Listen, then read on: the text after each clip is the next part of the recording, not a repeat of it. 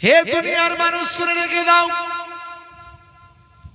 আল্লাহর নবী একটা কবরস্থানের ধার দিয়ে যাচ্ছেন সাহাবায়ে কিরামদের নিয়ে।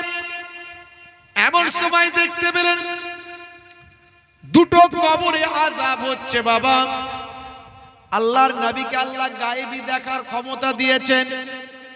একদল মানুষ বলে নবী আমাদের মতো মানুষ, বলে কি বলে না, নবী আমাদের মতো মানুষ, নবী হামারা জাইসা হ্যাঁ, বলুন নাউজুবিল্লাহ।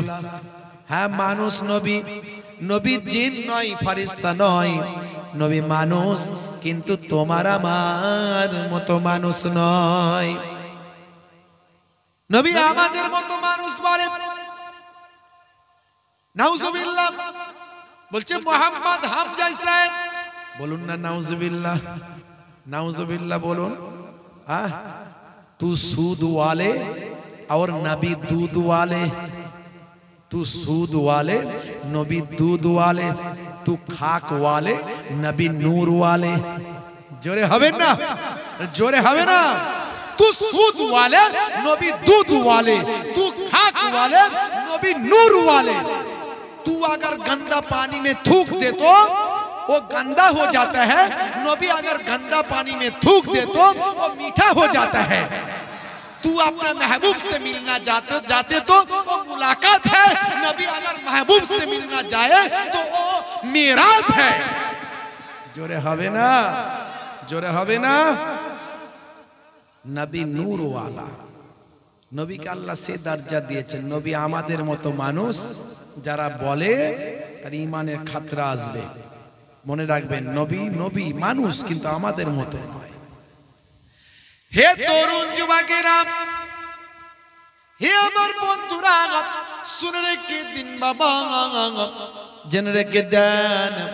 হে মুসলমান, দয়ার নবী আমার কি দরজা দয়ার নবীকে দিলেন, কি আখলাক দয়ার নবী দেখালেন, কি চরিত্র দেখালেন। 500-622 খ্রিস্টাব্দে দয়ার নবী যখন মক্কা ছেড়ে মদিনায় হিজরত করছেন, বন্ধুরা আমার, এমন সময় দেখতে পাওয়া যায় আল্লাহর নবী আল্লাহ রাসূলকে ধরে দেওয়ার জন্য মক্কার কুরাইশরা, আবু জাহিল, আবু লাহাব, উতবা, সাইবা, তারা দয়ার নবীকে জীবিত অথবা মৃত খুঁজে দিতে পারলে 100 খানা উট পুরস্কার ঘোষণা করেছে। কতগুলো? 100টা উট। যে ধরে দিতে পারবে,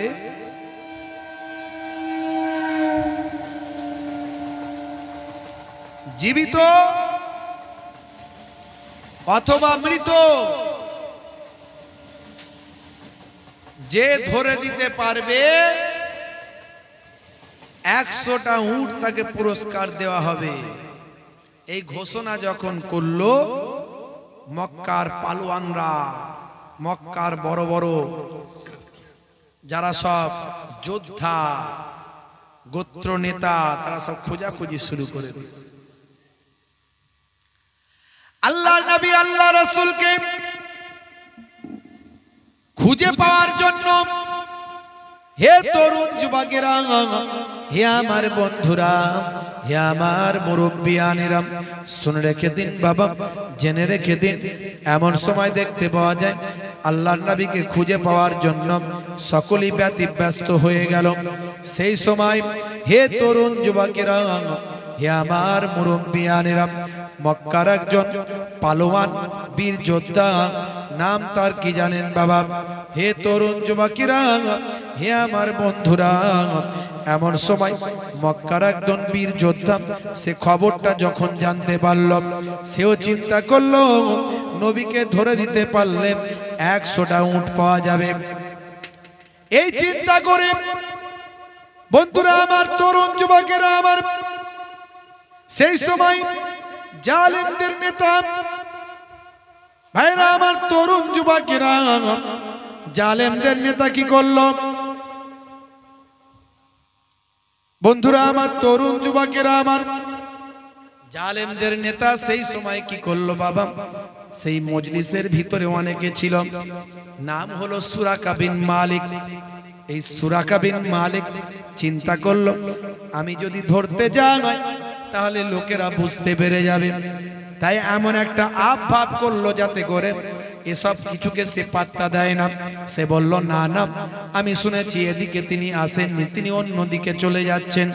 এইভাবে মানুষকে বোকা বানিয়ে ঠকিয়ে দিয়ে পরে সময় মতো কথাবার্তার আলোচনার ফাঁকে টুকটুক করে উঠে চলে গেল।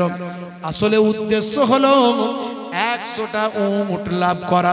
এই চিন্তা ভাবনা নিয়ে 100টা উট পাওয়ার জন্য বাড়িতে গিয়ে যুদ্ধাস্ত্রে সজ্জিত হয়ে বীর পালোয়ান ভাই আমার যোদ্ধা সুরাকা বিন মালিক তার তেজি ঘোড়াটা নিয়ে দ্রুত গতিতে আল্লাহর নবীর দিকে চলতে লাগলো। এ তরুণ যুবকেরা, আল্লাহর নবীর কাছাকাছি যখন পৌঁছে গেল, দয়ার নবী তখন উটের উপর বসে আল্লাহর কোরআন মাজিদ তখন তেলাওয়াত করছেন। দূর থেকে আল্লাহর নবীকে দেখে ফেলেছে সুরাকা বিন মালিক। কাঁধে তার ভাই আমার তীর ধনুক আছে, অসংখ্য বল্লাম আছে, যুদ্ধাস্ত্র অবস্থায় আছে। একজন বীর যোদ্ধা, বীর পালোয়ান বলে কথা। হযরতে আবু বকর সিদ্দিক দয়ার নবীর সঙ্গে আছেন, পথ নির্দেশক দয়ার নবীর সঙ্গে আছেন। হে তরুণ যুবকেরা, হে আমার বন্ধুরা, এমন সময় হযরতে আবু বকর সিদ্দিক বলেন, ইয়া রাসূলুল্লাহ, হাবিবাল্লাহ, সুরাকা বীর পালোয়ান আমার পেছনে আসছে, আমাদের পেছনে। আল্লাহর নবী বললেন, আবু বকর, ভয় পেও না, চিন্তা করো না, ইন্নাল্লাহা মা'না, নিশ্চয় আমার আল্লাহ আমাদের সঙ্গে আছে। জোরে হবে না? আরেকটু জোরে হবে না? নবীজি যখন মদিনায় যায়, বাচ্চারা তখন ওয়েলকাম জানায়। ওয়াজাবা শুকরু আলাইনা কয়, মিন সানিয়াতিল বিদা জানায়। জোরে হবে না? জোরে হবে না? মিষ্টি মুখেরি মিষ্টি কথা, কি সুন্দর দেখতে চোখের তারা, সুন্দর মুখেরি সুন্দর কথাতে কি সুন্দর নবীর এই চেহারা। নবীজি যখন মদিনায় যায়, বাচ্চারা তখন ওয়েলকাম জানায়। ওয়াজাবা শুকরু আলাইনা কয়, মিন সানিয়াতিল বিদা জানায়। আল্লাহুম্মা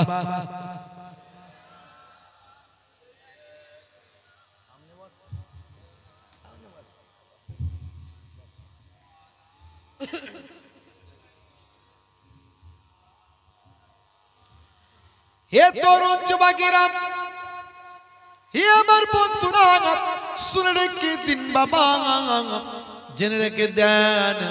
হে মুসলমান, একটু লক্ষ্য করুন, একটুখানি খেয়াল করুন বাবা। এমন সময় কাছাকাছি যখন পৌঁছে গেছে, আমার নবী একটু ইশারা করেছেন। ইশারা করার সঙ্গে সঙ্গে আল্লাহর নবীর ইশারাতে দেখতে পাওয়া যায় সুরাকার ঘোড়াগুলো হাঁটু পর্যন্ত শুকানো জমিনে গেড়ে গেল। সুরাকা তখন চিন্তা করলো, সর্বনাশ সর্বনাশ সর্বনাশ, নিশ্চয় কপালে কোনো মন্দ আছে, কপাল হয়তো খারাপ। তারা কিন্তু ভাগ্য পরীক্ষা করত, তাই তাদের সঙ্গে কিন্তু কিছু তীর থাকতো, যে তীরটাকে তারা টেনে তুললে সেই তীরেতে লেখা থাকতো ভাগ্যে ভালো না মন্দ। তারা এই চিন্তা ভাবনা নিয়ে আরবের মানুষ তীর টেনে ভাগ্য পরীক্ষা করাতে তারা বিশ্বাসী ছিল। সুরাকা চিন্তা করলো, এই রকম ঘটনা কেন ঘটলো, একবার তীরটা টেনে দেখি কি ঘটনা। তীরটা যখন বের করলো, দেখে ভাগ্য খারাপের লেখা তীরটা ভেসে উঠল। হে তরুণ যুবকেরা, সুরাকা বুঝতে পারল এটা নিশ্চয় সেই মক্কার যে নবী দেশ ছেড়ে চলে যাচ্ছেন, এটা তারই অলৌকিক মুজিজা। তখন সুরাকা বুঝতে পেরে বলল, আমাকে ক্ষমা করে দিন প্রফেট মুহাম্মদ সাল্লাল্লাহু আলাইহি ওয়াসাল্লাম। আমি কথা দিচ্ছি আপনার পেছনে আর আমি যাব না, আপনাকে ধরার চেষ্টা আমি আর করব না। 100টা উটের লোভ আমি পরিত্যাগ করব। আল্লাহর নবী ইশারা করলেন, করার সঙ্গে সঙ্গে সুরাকার ঘোড়ার পাটা আবার জমিন থেকে উঠে গেল। হে তরুণ যুবকেরা, হে আমার বন্ধুরা, শুনে রেখে দিন বাবা, জেনে রেখে দেন। হে মুসলমান, একটু লক্ষ্য করুন। এমন সময় দেখতে পাওয়া যায় আবার সুরাকা 100টা উটের লোভ ছাড়তে পারলো না। এই যে লোভ ভয়ঙ্কর জিনিস। 100টা উট।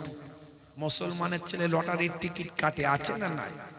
ওয়াজ শোনে, মিলাদুন নবীতে যায়, ঈদের দিনে ফাঁস কাতারে দাঁড়ায়, চাঁদা চাইলে বিশ্ব নবী দিবস হবে, নে 500 টাকা, অসুবিধা নাই। কিন্তু সকাল হলে দেখবেন লটারির দোকানের সামনে গিয়ে ঘুরঘুর করছে শুধু, আজকে লাগবে না লাগবে না রে, কি চাল এসছে বন্যা, পাবো তো, কি কি সিরিয়াল আছে বলতো দেখি, সিরিয়াল খুঁজছে, বুঝতে পারছেন? আজকালকার পোলা দেখো সঠিক পথে চলে না, পিতামাতা গুরুজনের কথা তারা শোনে না। চুলগুলো ছোট ছোট, প্যান্ট শার্ট আটো সাটো, সুজোরা পায়ে দিয়ে, পেছনে ব্যাগ নিয়ে, লাল লাল জুতো পায়ে, চোখে কালো চশমা, দুই চোখ মেলে খোঁজে বেদের মেয়ে জোসনা, গায়ে হাতে টাটু আঁকা, হেঁটে চলে আঁকা বাঁকা, আছে না নাই? গায়ে হাতে ট্যাটু আঁকা, মুসলমানের ছেলে ট্যাটু এঁকে ঘুরে বেড়াচ্ছে, দেখবে, আছে না নাই? হ্যাঁ, চুলের স্টাইল দেখলে মাথা খারাপ, এদিকটা চেচে ফাঁক করে দিয়েছে, ওদিকে চুলটাকে টেনে তুলে দিয়েছে, তাতে আবার 3-4টে কালার করেছে। কাকাতুয়ার মাথায় ঝুটি, খ্যাক্সিয়ালি পালায় ছুটি, গরু বাছুর দাঁড়িয়ে আছে আর ঘুঙু পাখি ডাকছে গাছে। মুসলমানের ছেলে, হাই রে হাই, হয়েছি বাপের বেটা, মরবো একদিন, ভয় কিরে, চল এগিয়ে চল, দেখা যাবে। 35 কেজি ওজন, তিরিং তিরিং করে লাপাচ্ছে, বলছে দে ডান্ডা করে দেব ঠান্ডা। আমি বলি ঠেলে দিলে উল্টে পড়ে যাবে, নাম রেখেছে হিম্মত আলী। চোখে দেখতে পাই না, নাম রেখেছে নজর আলী। গায়ের পাশে দাঁড়ানো যায় না, এত দুর্গন্ধ, নাম রেখেছে আতর আলী। মুসলমানের ছেলের নামের সঙ্গে কাজের মিল নাই। যেমন হওয়া দরকার ছিল তেমন হয়নি। আমি এর আগে বলেছি, আপনারা হয়তো শুনেছেন। আই রে হয়, মিলাদুন নবীতে যায় আর সকাল হলে লটারির টিকিট কেটে ভাগ্য পরীক্ষা করে। ভাই, ভাগ্যে কেমন লেখা আছে, ভাগ্য ভালো না মন্দ একটু জানতে চাই। ইসলাম বলছে ওয়াল কদরে খাইরিহি ওয়া শাররিহি মিনাল্লাহি তাআলা, ভাগ্যে ভালো মন্দ যা কিছু হয় কোথা থেকে হয়? জোরে বলেন, কোথা থেকে হয়? জোরে বলেন, আল্লাহর কাছ থেকে হয়। যদি কেউ ভাগ্য পরীক্ষা করে তার ঈমান চলে যাবে, যে আমি ভাগ্য পরীক্ষা করছি। ভাগ্য পরীক্ষা করার ক্ষমতা আল্লাহ আপনাকে দেয় নাই। তুমি তোমার কাজ করো, ভাগ্যে ভালো মন্দ দেওয়ার মালিক কে? জোরে বলেন, কে? আল্লাহ। আজ থেকে প্রতিজ্ঞা করুন, আমরা শুধু নবীর জীবনী শুনবো আর নবীর কাজ শুনবো, নবীর কর্ম শুনবো, সিরাত শুনবো, বাস্তবায়িত করব নবী যেগুলো বলেছে। বন্ধুরা আমার, তরুণ যুবকেরা আমার, হে আমার মুরব্বিয়ানেরা, শুনে রেখে দিন বাবা, জেনে রেখে দেন। এমন সময় দেখতে পাওয়া যায় আল্লাহর নবী, আল্লাহর রাসূল সেই সময় বললেন, ইশারা করলেন, করার সঙ্গে সঙ্গে সুরাকার ঘোড়ার পাটা হাঁটু থেকে উঠে গেল। কিন্তু 100টা উটের লোভ বলে কথা, 100টা উট পাওয়া বলে কথা। আবার লোভ সামলাতে পারলো না, আবার নবী পাককে ধরার চেষ্টা করল। আবার দয়ার নবী ইশারা করলেন, ইশারা করার সঙ্গে সঙ্গে সুরাকার ঘোড়ার হাঁটু পর্যন্ত পাটা গেড়ে গেল।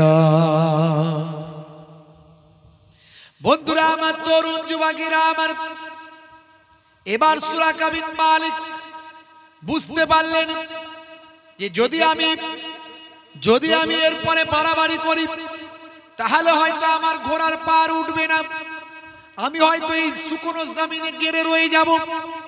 এই চিন্তা করে, হে তরুণ যুবকেরা, হে আমার মুরব্বিয়ানেরা, এবার সুরাকা বিন মালিক চোখ ভরা পানি, বুক ভরা বেদনা নিয়ে হৃদয় থেকে বলতে লাগলো, ও আল্লাহর নবী, আখিরি জামানার পয়গম্বর, আমি বুঝে গিয়েছি আপনি সঠিক নবী, সঠিক পয়গম্বর। অতি সত্বর আপনার দিন সারা পৃথিবীতে কায়েম হয়ে যাবে। যারা আজকে আপনার শত্রুতা করছে তারা একদিন আপনার ছত্রছায়ায় আসবে। আমি বিশ্বাস করছি আপনি সঠিক পয়গম্বর, আল্লাহ প্রদত্ত ক্ষমতা আপনার উপর আছে। আমি আপনার কাছে প্রতিজ্ঞাবদ্ধ হচ্ছি, আপনি যদি এবার আমাকে ক্ষমা করে দেন, আমার ঘোড়ার পা যদি এবার উঠে যায়, আমি আপনার সঙ্গে আর প্রতারণা করব না, আর আমি আপনার পেছু নেব না। শুধু তাই নয়, আপনাকে আমি কথা দিচ্ছি, আমি আমাকে আপনাকে ফলো করার জন্য যারা আসবে তাদেরকে আমি বুঝিয়ে সুঝিয়ে দেশে পাঠিয়ে দেব, আপনার পেছনে আর কাউকে আমি আসতে দেব না। হে তরুণ যুবকেরা, হে আমার বন্ধুরা, হে আমার মুরব্বিয়ানেরা, সুরাকা বিন মালিক আবার যখন ক্ষমা চাইল, আল্লাহর নবী আবার ক্ষমা করলেন কি করলেন না? আমি আপনি হলে করতাম।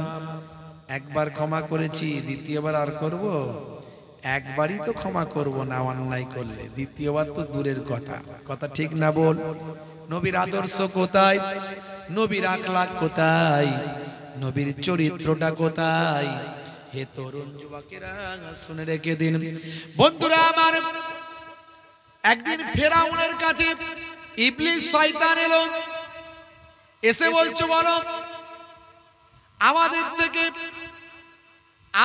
থেকে বড় খবিসকে,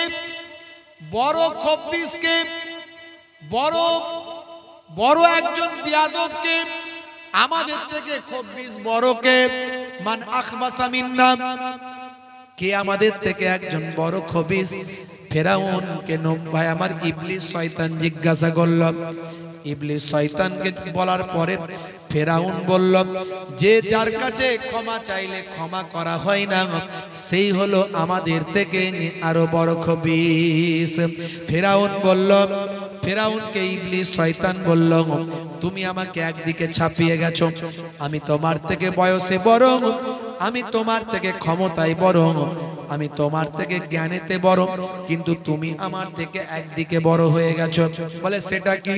বলে আজ পর্যন্ত আমি ইবলিস শয়তান, আমার ক্ষমতা হলো না নিজেকে আল্লাহ বলে দাবি করার, কিন্তু তুমি নিজেকে আল্লাহ বলে দাবি করেছো। করেছে না করেনি? ফেরাউন করেছিল তো, আনা রব্বুকুমুল আলা, আনা রব্বুকুমুল আলা, मैं सबसे बड़ा खुदा हूं, मैं सबसे बड़ा खुदा हूं, বলেছিল না বলেনি? হ্যাঁ, সবচেয়ে বড় খোদা আমি বলে ফেরাউন দাবি করেছিল। তাই ইবলিস শয়তান বলছে, বলো আমাদের থেকে বড় খবিস কে জানো? তুমি জানো না?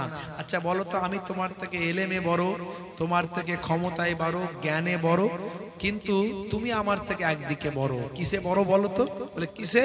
বলে তুমি হচ্ছে নিজেকে আল্লাহ বলে দাবি করেছো। দেখেছেন বন্ধুরা আমার, তরুণ যুবকেরা আমার, হে আমার মুরব্বিয়ানেরা, শুনে রেখে দিন বাবা, জেনে রেখে দেন। হে মুসলমান, একটু লক্ষ্য করুন, একটুখানি খেয়াল করুন বাপজি আমার, তরুণ যুবকেরা আমার, লক্ষ্য করুন। এমন সময়, সেই সময় ফেরাউন বলতে লাগলো, হে ভাই ইবলিস শয়তান, যখন আমি এত বড় অন্যায় কাজ করেছি, তাহলে কি আমি ক্ষমা প্রার্থনা করব? বন্ধুরা আমার, তখন ইবলিস শয়তান বলল, না, তুমি ক্ষমা প্রার্থনা করলে তোমাকে আর লোকে আল্লাহ বলে মানবে না, তোমার স্ট্যাচু জনগণ আর ঘরে ঘরে রাখবে না, তোমাকে প্রভু বলে মানবে না, সবাই মুসার আল্লাহকে আল্লাহ বলে মানবে, তোমাকে আর খোদা বলে মানবে না। তুমি এই অন্যায় কাজ, ভুল কাজটা করবে না, জনগণের খৌফ, জনগণের ডার, জনগণের ভয় তোমার কাছ থেকে চলে যাবে। তোমার আন্ডারে যারা চলছে তারা আর তোমার কথা শুনবে না। তখন সেই সময় নমরুদ ভাই আমার ফেরাউনকে তখন সেই সময় ইবলিস শয়তান বলল, ঠিক আছে তুমি শোনো, চিন্তা করো না, আমাদের থেকে বড় খবিস কে শুনে রেখে দাও, যার কাছে ক্ষমা চাওয়া হয় কিন্তু সে ক্ষমা করে না। আছে না নাই? আপনি একটা ভুল করে ক্ষমা চাইবেন, ক্ষমা করবে না, এরকম লোক আছে। তাহলে নবিয়ানা আখলাক কই? আমার নবী বলছেন তোমার কাছে কেউ যদি এসে ভুল করে ফেললে ক্ষমা চাই, তুমি ক্ষমা করে দাও। 3 দিনের বেশি কথা বন্ধ রেখো না, সালাম দিয়ে কথা শুরু করো। ইসলামের সিস্টেম কত সুন্দর। আসসালামু কাবলাল কালাম, কথা বলার আগে দাও তুমি সালাম। সালাম দিলে ঝগড়া মিটে যাবে, সালাম দিলে দ্বন্দ্ব ভুলে যাবে, সালাম দিলে সম্পর্ক তৈরি হবে, সালাম দিলে আবার ভ্রাতৃত্ববোধ গড়ে উঠবে। শুধু তাই নয়, শুধু তাই নয়, তোমার উপর আল্লাহর শান্তি বর্ষিত হোক, এর মধ্যেও আছে একটা দারুণ শিক্ষা। বুঝতে পারছেন ভাইরা আমার? ইংরেজরা বলে গুড মর্নিং, আমার অমুসলিম ভাইরা বলে নামাস্তে, আবার কেউ বলে ভাই আমার, আরো বিভিন্ন রকম অভিবাদন করে, কিন্তু মুসলমানরা করে আসসালামু আলাইকুম, তোমার উপর আল্লাহর শান্তি বর্ষিত হোক। ইংরেজরা বলে গুড মর্নিং, বুঝতে পারছেন? সকালবেলা গুড মর্নিং, দুপুরবেলা গুড নুন, বিকালবেলা গুড আফটারনুন, সন্ধ্যাবেলা গুড ইভিনিং, আর রাত্রে হলো গুড নাইট। সব সময় গুড, ব্যাড কখনো নয়, ব্যাড কখনো নয়। তা আমার সলিমউদ্দিন ভাই আমার এক ইংরেজ মিস্টার পিটারের সঙ্গে বন্ধুত্ব। মিস্টার পিটার সলিমউদ্দিন ভাইকে মাঝে মাঝে গুড ইভিনিং গুড নাইট বলে। তা এখন রাতের বেলা 35 বার পাতলা পায়খানা আর বমি হয়েছে, অবস্থা খুব খারাপ, যাই অবস্থা। তা এখন মিস্টার পিটার রাতের বেলা ফোন করে বলছে সলিমউদ্দিন ভাই গুড নাইট। তখন সলিমউদ্দিন ভাই রেগে গিয়ে বলছে, আর পিটার আমাকে গুড নাইট বলো না। বলে কেন? বলে জানো না আমার 35 বার পাতলা পায়খানা আর বমি হয়েছে, এখন হসপিটালে যাচ্ছি, আমার আর গুড আছে না ভাই, আমার এখন ব্যাড।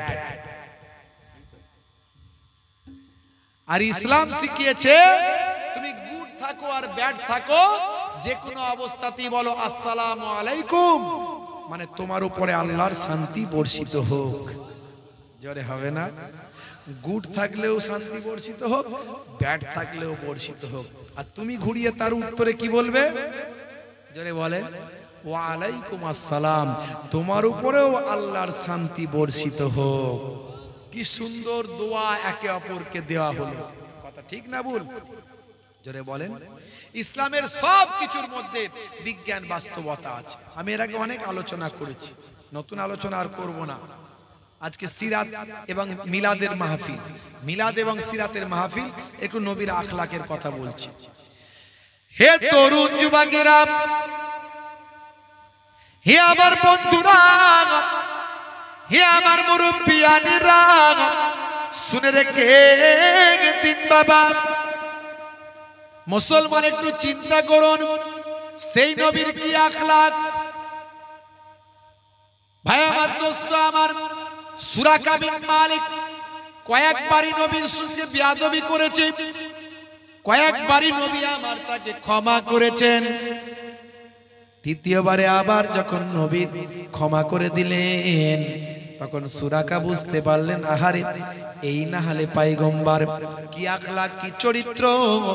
আমি কয়েকবার অপরাধ করেছি, অন্যায় করেছি, কয়েকবারই ক্ষমা করেছেন, ইনি না নবী হলে আবার কে নবী হবে? দয়ার নবী বলি তিনি সম্ভব, তিনি বারবার আমাকে ক্ষমা করেছেন, এরপর আমি তার সঙ্গে কোনো রকম বেয়াদবি করব না। বন্ধুরা আমার, তরুণ যুবকেরা আমার, এখান থেকে একটা চরম শিক্ষা পাওয়া গেল। নবী আমার একজনকে কয়েকবার ক্ষমা করলেন। আমার আপনার জীবন জিন্দেগি দিয়ে একটু ভাবুন তো দেখি, আমরা কি ক্ষমা করি? কতবার ক্ষমা করি?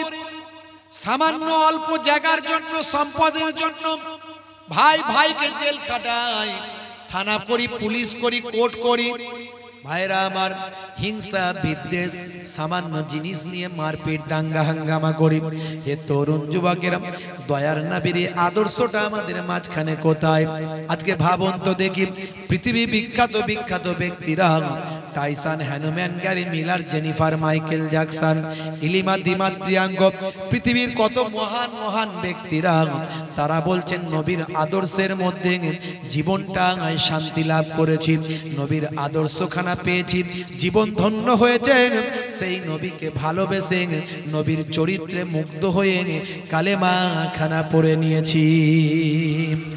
একবারও চিন্তা করুন, আপনাকে কোনোদিন আপনার চরিত্র দেখে, আখলাক দেখে, আপনার কাজ দেখে কেউ কি বলেছে কি সুন্দর তোমার কাজ, কি সুন্দর তোমার আখলাক, কি সুন্দর তোমার চরিত্র? তোমার চরিত্র দেখে, তোমার আখলাক দেখে আমি মুগ্ধ হয়ে গেলাম। আজ পর্যন্ত কি আপনাকে কেউ কোনোদিন বলেছে কি? বলতে পারেন? বলেছে যে আপনার কাজ দেখে আমি মুগ্ধ হলাম, কি সুন্দর আপনার আখলাক, এই আখলাক পেলেন কোথায়? যদি বলতাম এই আখলাক আমার নবীর কাছ থেকে পেয়েছি, সে মুগ্ধ হতো, তাহলে তোমার নবী কত সুন্দর। কিন্তু দুর্ভাগ্য, এখনো পর্যন্ত একটা মুসলমান আমাকে বলল না যে আমার কাজ, আমার আখলাক, আমার চরিত্র দেখে কয়েকজন অমুসলিম ভাই আমাকে বলেছে কি সুন্দর তোমার আখলাক, কি সুন্দর চরিত্র, আমি মুগ্ধ হলাম। এখনো পর্যন্ত কেউ বলল না। বন্ধুরা আমার, তরুণ যুবকেরা আমার, হে আমার মুরব্বিয়ানিরা, দয়ার নবী আমার সেই সময় সুরাকা বিন মালিককে ক্ষমা করলেন। সুরাকা বিন মালিক বললেন, ইয়া রাসূলুল্লাহ ওয়া ইয়া হাবিবাল্লাহ, আমি বুঝতে পেরেছি আপনি নবী না হলে আর কে নবী হবে? আপনার ব্যবহার দেখে আমি মুগ্ধ হয়েছি। আমি বিশ্বাস করি অল্প কিছু দিনের মধ্যে সারা বিশ্বে আপনার ক্ষমতা চলবেন, সারা আরবের মানুষ আপনার ধর্ম গ্রহণ করবেন, আপনার শিষ্যত্ব গ্রহণ করে নেবেন। আল্লাহর নবী বললেন, সুরাকা, ও সুরাকা, শুনে রেখে দাও, তোমাকে দেখে আমার মনে হয়েছে যদি পারস্য সম্রাটের পোশাকটা তুমি পরতে। হে তরুণ যুবকেরা, এইটুকু দোয়া শুধু সুরাকার জন্য করলেন নবী আমার। সুরাকার হৃদয়টা বিগলিত হলো। আমি একটা কোথায় একজন, একটা গোত্রের নেতা, একটা দলের লিডার, আর কোথায় পারস্যের সম্রাট, তার পোশাক আমার কথা নবী বললেন। সুরাকার হৃদয়টা আনন্দ উদ্ভাসিত হলো, উচ্ছ্বাসিত হলো। এমন সময় তারপরেও তার হৃদয়ে ভয় ঢুকে গেল, আমি এখান থেকে চলে যাওয়ার পরে আবার যদি আমার ঘোড়ার পাটা গেড়ে যায়, জমিন যদি আমার ঘোড়ার পাটা টেনে নেয়, জমিন যদি আমার ঘোড়ার পা না ছাড়ে, তাহলে আমি কেমন করে বাড়ি যাব? আল্লাহর নবীর কাছে আরজু করলো, ইয়া রাসূলুল্লাহ ওয়া ইয়া হাবিবাল্লাহ, আপনি আমার জন্য দোয়া করুন, আপনি আমার জন্য দোয়া করুন, আর একটা সুন্দর করে আপনি লিখে দিন, যাতে করে জমিন না আমাকে আর না টেনে নেয়, আমার ঘোড়ার পা না টেনে নেয়। এই লেখনীটা আপনি লিখে দিন, যাতে করে জমিন যদি আমার ঘোড়ার পাটা টেনে নেয়, আমি ঘোড়ার পাটা, আমি এই লেখনীটা দেখিয়ে জমিনের থেকে মুক্তি লাভ করব। আল্লাহর নবী বললেন, আবু বকর, সুরাকাকে একটা লিখে দাও। বলার সঙ্গে সঙ্গে হযরতে আবু বকর সিদ্দিক রাদিয়াল্লাহু তাআলা আনহু তৎকালীন লেখনী পদ্ধতিতে সুরাকার ঘোড়ার পা যেন জমিন টেনে না নেয়, এই মর্মে একটা লেখাটা দিয়ে দিলেন। সুরাকা বললেন, ইয়া রাসূলুল্লাহ, হাবিবাল্লাহ, সেদিন যদি আসে, আমি আপনার কাছে যদি যাই, আপনি আমাকে চিনতে পারবেন কিনা জানি না। সেদিন আমি আমার এই লেখনীটা আপনাকে দেখিয়ে আপনার সান্নিধ্য গ্রহণ করব। জোরে হবে না? নবীর আখলাক, নবীর চরিত্র, দয়ার নবী কি ব্যবহার দেখিয়েছিলেন। পরবর্তীকালে কথা শেষ করে দিয়ে এটাই, পরবর্তীকালে খলিফায়ে ওমর ফারুক রাদিয়াল্লাহু তাআলা আনহুর জামানাতে তখন সুরাকা কিন্তু ঈমান কবুল করেছিলেন। আল্লাহর নবী যখন ভাই আমার পুনরায় মক্কা জয় করেছিলেন, সুরাকা ঈমান কবুল করেছিলেন এবং ওই লেখনীটা দেখিয়ে আল্লাহর নবীর কাছে আসার তার শক্তি হয়েছিল। আল্লাহর নবী সুরাকাকে কলেমা পড়িয়ে ঈমান কবুল করিয়েছিলেন। ভাইরা আমার, পরবর্তীকালে খলিফা হযরতে ওমর ফারুক রাদিয়াল্লাহু তাআলা আনহুর জামানাতে এমন সময় যখন পারস্য বিজয় হয়েছিল, হযরতে ওমর ফারুকের জামানাতে এদিকে রোম পর্যন্ত, এদিকে পারস্য পর্যন্ত, একেবারে এদিকে ইতালি পর্যন্ত, এদিকে মিশর পর্যন্ত, সারা পৃথিবীর অর্ধেকটা খলিফা ওমর ফারুকের রাদিয়াল্লাহু তাআলা আনহুর ক্ষমতার মধ্যে চলে এসেছিল। মনে রাখবেন, ইসলাম যুদ্ধের দ্বারাই কায়েম হয়নি, বরং ইসলাম চরিত্রের দ্বারাই কায়েম হয়েছে। আর ইসলাম ধর্মটা আমাদের নবী থেকে নয়। অনেকে বই পুস্তকে লেখেন আমাদের নবী থেকে ইসলাম, না, ভুল তথ্য। ইসলাম এসেছে বাবা আদম আলাইহিস সালাতু ওয়াস সালাম থেকে। আমাদের নবীর জামানার আগে ইসলাম প্রায় ধূলিসাৎ হয়ে গিয়েছিল। গোটা কতক মানুষ ইসলাম মেনে চলত, গোটা কতক মানুষ এক আল্লাহয় বিশ্বাস করত, গোটা কতক মানুষ আসমানি কিতাবে বিশ্বাস করত। ঈসা নবী আসমানে চলে যাওয়ার পর, আমাদের নবী দুনিয়াতে আসার পর, দুনিয়াতে আসা পর্যন্ত এই গ্যাপটা কিছু কম বেশি 500 বছর। এই 500 বছরে কোনো নবী না থাকার কারণে মানুষ দ্বীন ভুলে গিয়েছিল, ইসলাম ভুলে গিয়েছিল, শরিয়ত ভুলে গিয়েছিল। মাত্র কয়েকটা হাতে গোনা সাচ্চা মুসলমান ছিল। মনে রাখবেন, সমস্ত নবীরা ছিলেন মুসলিম। কেউ কেউ বলছে নবীরা ছিলেন ইহুদি, না, ভুল তথ্য। কোরআন মাজিদ খুলুন, প্রত্যেকটা নবীরা, ভাই আমার, অনেক নবীরা বলেছেন আল্লাহ আমাকে মুসলিম হিসাবে আপনি কবুল করে নিন, সেটা কোরআন মাজিদ থেকে প্রমাণ। আর কেউ বলেন যে নবীরা ইহুদি ছিল, না, ইহুদি আর নাসারা এসেছে কবে থেকে? ইহুদি আর নাসারা এসেছে ঈসা নবী থেকে। একদল মানুষ ঈসা নবীকে মেরে ফেলতে চায়, তারা হলো ইহুদি, আর যারা বাঁচাতে চায় তারা হলো নাসারা। ঈসা নবী আমার আপনার নবীর 500 বছর আগে পৃথিবীতে এসেছে। আল্লাহ তাকে 4টে মুজিজা দিয়েছিলেন। কটা? জোরে বলেন। 4টে মুজিজা দিয়েছিলেন। ঈসা নবীকে আল্লাহ 4টে মুজিজা দিয়েছিলেন, ক্ষমতা দিয়েছিলেন।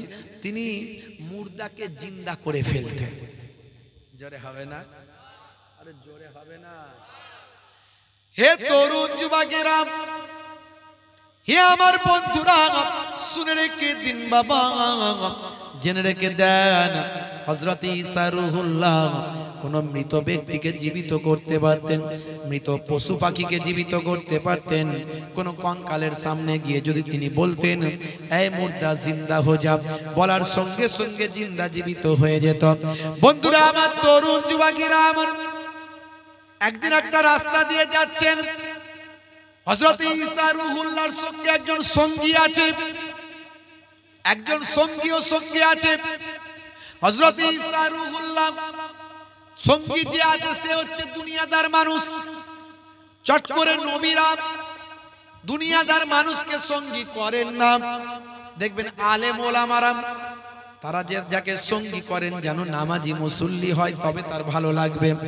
সাধারণ মানুষ আলেম ওলামাদের সঙ্গে থাকতে পারবে না, তাদের কাজকর্ম তার পছন্দ হবে না। নবীদের সঙ্গেও সাধারণ মানুষ থাকতে পারবে না, তাই সাধারণ মানুষকে তিনি নিতেন না। তিনি বলতেন বাবা তুমি দুনিয়াদার মানুষ, তুমি আমার সঙ্গে থাকতে পারবে না, কিন্তু জোর করেই বলে হুজুর আপনার সঙ্গে যাব। আপনার আল্লাহ অনেক ক্ষমতা দিয়েছেন, মৃতকে জীবিত করতে পারেন, এ শক্তি আমার দেখে আনন্দিত আমি হয়। দুনিয়াদার কিছু মানুষ এরকম রংচং জিনিস দেখলে বড় খুশি হয়, সেরকম সেও কিন্তু বড় খুশি হতো। আপনার সঙ্গে আমি যাব, নিয়ে যেতে হবে হুজুর। বারবার বলার পরে তিনি বললেন ঠিক আছে চলো। অনেক দূর যাওয়ার পরে দেখেন একটা বিশাল বড় কঙ্কাল পড়ে আছে।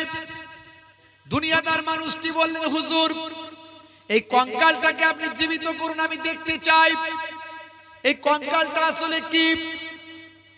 আল্লাহর নবী হযরত ঈসা রূহুল্লাহ বললেন না, আমি যখন তখন যেটা সেটা করিনি, আমার আল্লাহ ক্ষমতা দিয়েছে মানে আমি ক্ষমতার অপব্যবহার করতে পারি না। আমি এই কঙ্কালকে জীবিত করব না, আমার আল্লাহ নারাজ হতে পারেন, এটার জীবিত করার কোনো প্রয়োজন নাই। আমি তখনই জীবিত করি যখন আল্লাহ আমার আল্লাহর নিয়ামতের শুকরিয়া আদা মানুষ করবে।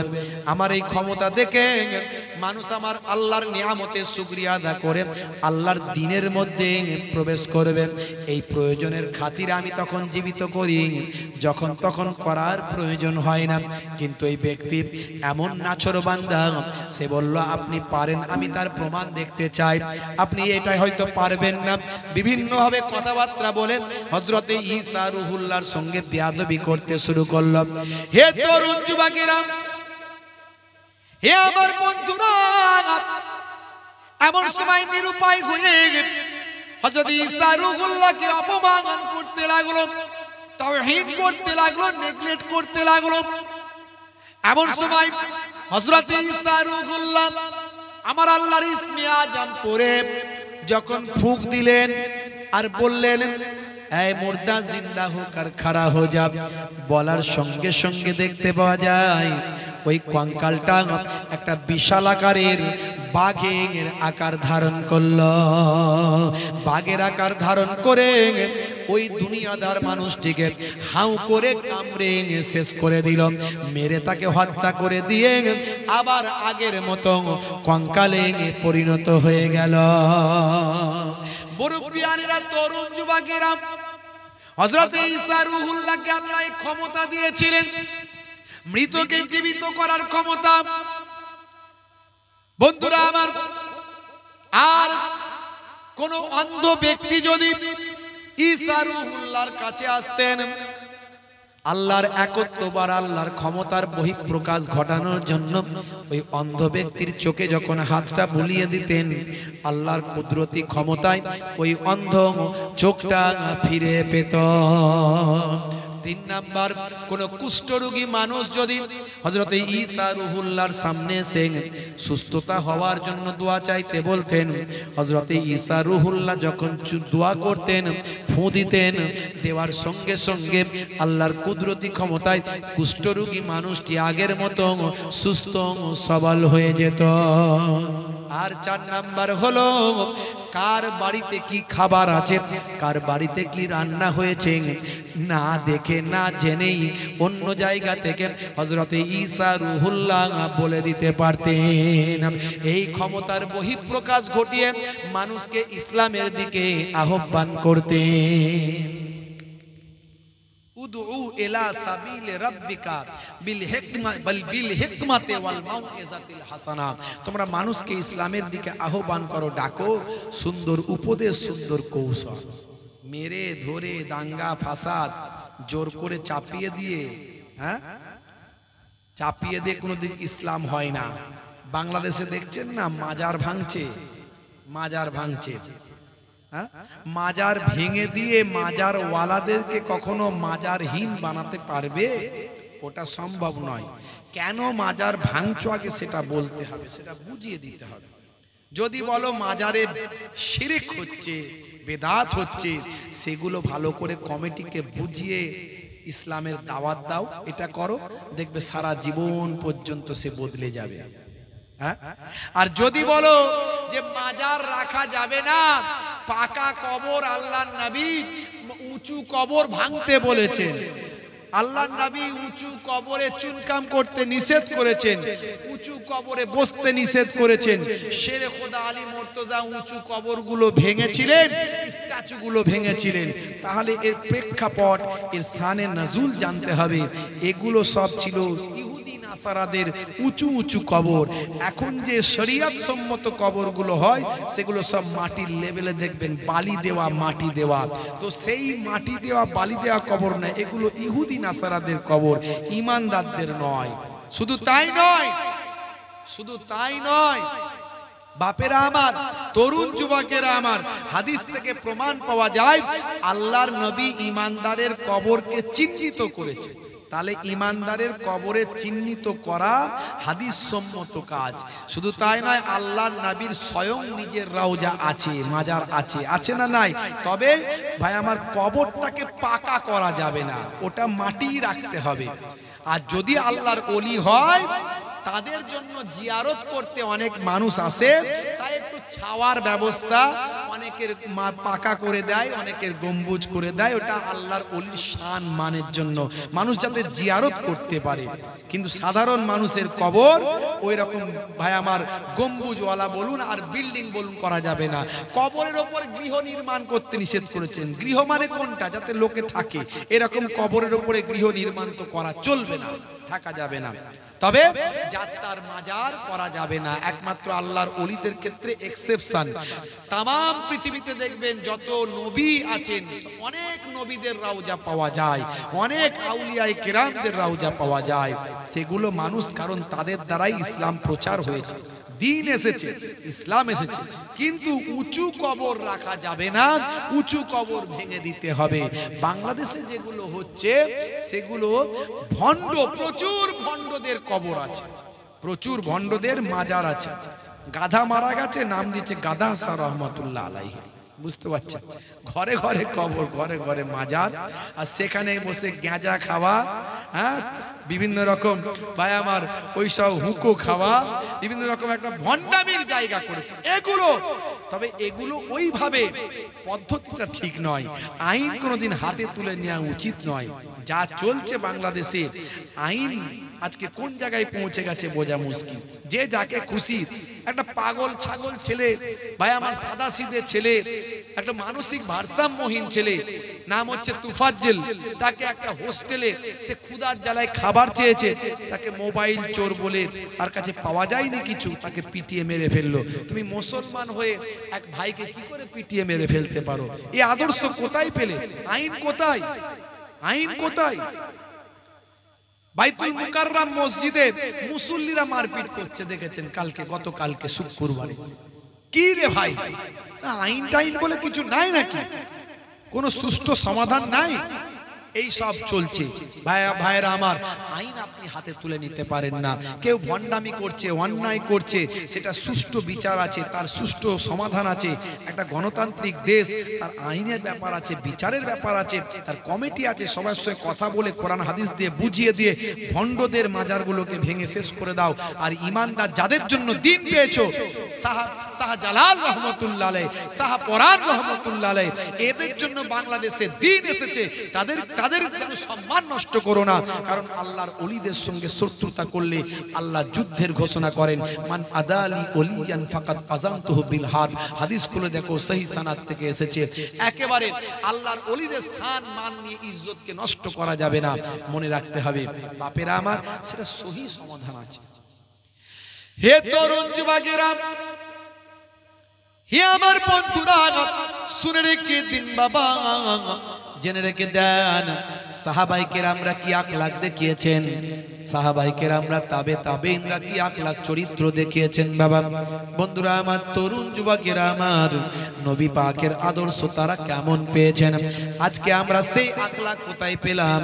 সেই চরিত্র আমাদের কেন হারিয়ে গেল? মুসলমান আজকে কোন জায়গায় পৌঁছেছি? মুসলিম তুমি নামে হলে আজ কামে হলে না ভাই।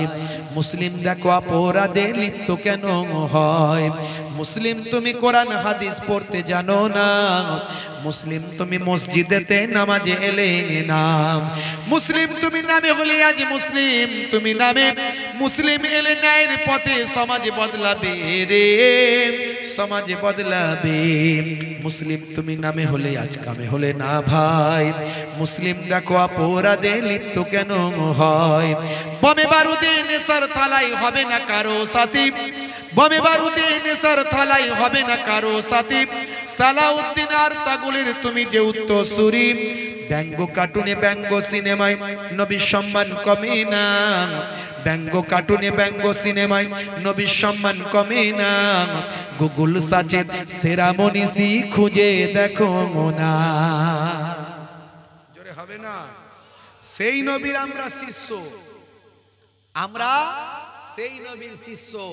বাপ মায়ের চেহারার দিকে সন্তান যদি নেক নজরে তাকায়, প্রত্যেকটা দেখার বিনিময়ে ফিকুল্লে নাজারাতিন, প্রত্যেক দৃষ্টির বিনিময়ে এক একটা কবুল করা নফল হজের আল্লাহ সওয়াব দিয়ে থাকে। কোন নবীর শিষ্য বুঝতে পারছেন? রাস্তা দিয়ে হাঁটবেন, ইয়া আবা জার লা তাহকিরান্নাল মারুফা সাইয়্যাত, বাবা আবু জার তোমার জীবনে এমন কোন নেক কাজ, ছোট ছোট ভালো কাজ আছে যেগুলোকে ঘৃণা করো না, তুচ্ছ করো না। ওই ছোট ছোট ভালো কাজগুলোর জন্য তোমার জীবন জিন্দেগিটাতে আমার আল্লাহ রহমতের দরিয়া বর্ষণ করে দেবেন। রাস্তা দিয়ে যাচ্ছেন, পেরে কাঁচ ভাঙা সরিয়ে দিলেন, দেওয়ার সঙ্গে সঙ্গে সওয়াব লিপিবদ্ধ হয়ে যাবে। জোরে হবে না? ভালো কথা বলবেন, খারাপ কথা বলবেন না, সওয়াব লিখে দেবেন কে? জোরে বলেন কে? আর জোরে বলেন কে? ভাই আমার, ছোটদের সঙ্গে স্নেহ করবেন, বড়দের সম্মান করবেন, সওয়াব লিখে দেবেন কে? জোরে বলেন কে? আমরা এমন নবীর উম্মত, এতিমের মাথায় হাত বুলিয়ে দেবেন, দয়ার নবী বলছেন যতগুলো হাতেতে চুল লাগবে ততগুলো সওয়াব দেবেন কে? জোরে বলেন কে? আপনি ডান দিকে কাত হয়ে ঘুমাবেন, ঘুমালেও আল্লাহ নবীর সুন্নত মানার কারণে সওয়াব লিখে দেবেন কে? জোরে বলেন কে? আমরা কোন নবীর উম্মত?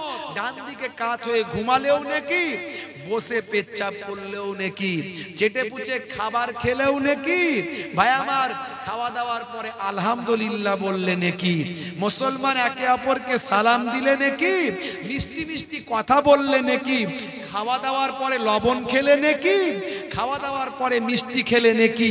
আমরা এমন নবীর উম্মত, চলতে ফিরতে হাঁটতে বসতে যে কোনো অবস্থায় শুধু নেকি আর নেকি কামাবো। কিন্তু যদি না বুঝি কিছু বলার নাই, না বুঝলে কিছু বলার নাই। মুসলমান আমরা যদি রাসূলের সেই তরিকা সুন্নত আমরা ভুলে যাই, কিছু বলার নাই। যাদের ভিতরে সুন্নত পাওয়া যায় তারা কেউ পথহারা হয় না। রাসূলের পথে যারা চলে দুনিয়ায়, বাতিলের বাধা তারা মানে না। জোরে হবে না? আর জোরে হবে না? নিশীত রজনীতে সেজদাতে যায়, হুসাইনি তাদের নিয়ে ভাবনাতে রয়। বিপদের মাঝে তারা যতই পড়ুক, বিপদের মাঝে তারা যতই পড়ুক, রাসূলের তরিকা ছাড়ে না। যাদের ভিতরে সুন্নত পাওয়া যায় তারা কেউ পথহারা হয় না। রাসূলের পথে যারা চলে দুনিয়ায়, বাতিলের বাধা তারা মানে না। সেই রাসূলের সুন্নত গুলো মেনে চলি। আমি অনেক উদাহরণ তো আগে দিয়েছি, আগে অনেক উদাহরণ দিয়েছি। পাকিস্তানের বিখ্যাত ভাই আমার সিঙ্গার মিস্টার জুনায়েদ জামশেদ কেমন নবীর প্রতি ভক্ত হয়ে রাসূলের শিষ্য হয়েছে। ভারতবর্ষের বিখ্যাত ফিল্ম স্টার নাম হলো মিস্টার রকি, কেমন নবীর শিষ্য হয়ে নবীর সুন্নতের তাবেদারি করেছে। সিনেমা জগৎ ত্যাগ করে এখন নবীর ভক্ত হয়ে ব্যবসা করে পৃথিবী বিখ্যাত একজন ব্যবসাদার, বেঙ্গালুরুর বুকে আজকে কোটি কোটি টাকার মালিক হয়েছে। আমি এর আগে বলেছি, জ্যাক ভিকোস্টার কথা বলেছি, মিস্টার ডেভিডের কথা বলেছি, পৃথিবী বিখ্যাত বিখ্যাত সেলিব্রিটির কথা বলেছি। তারা কেমন নবীর শিষ্য হয়েছে। আর আমরা কেন আমাদের চরিত্রকে বদলাতে পারছি না? এখনো কেন আমরা নামাজ ছেড়ে দিয়ে আছি? নামাজ বাদ দিয়ে কি ইবাদত হয়? নামাজ বাদ দিয়ে কি নবী প্রেম হয়? ডাইরেক্ট 82 বার আল্লাহ কোরআনে বলেছেন ওয়াকিমুস সালাত, নামাজ কায়েম করো। ডাইরেক্ট ইনডাইরেক্ট 700 বার আছে নামাজের কথা। তাহলে আমি যদি এক ওয়াক্ত নামাজ ইচ্ছাকৃতভাবে ছেড়ে দিই, 700 বার নামাজের নির্দেশনা থেকে মাহরুম হয়ে গেলাম, ইনকার করে ফেললাম। আল্লাহ এতবার নামাজের কথা বললেন, ওয়াকিমুস সালাত ওয়া আতুজ যাকাত ওয়া আরকাউ মা'আর রাকিন। তোমরা সালাতটা কায়েম করো, যাকাতটা প্রদান করো, আর রুকুকারীদের সঙ্গে তোমরা রুকুটা আদায় করো। কারণ নামাজ তোমাকে অন্যায় অশ্লীলতা থেকে দূরে সরিয়ে দেবে। ইন্নাস সালাতা তানহা আনিল ফাহশাই ওয়াল মুনকার, নিশ্চয় নামাজ তোমাকে অশ্লীলতা ও অন্যায় থেকে দূরে সরিয়ে দেবে। জোরে বলুন সুবহানাল্লাহ। नमाज से अल्लाह का कोई लेना देना नहीं है। अगर हम नमाज ना पढ़े तो नमाज से अल्लाह का कोई लेना देना नहीं है।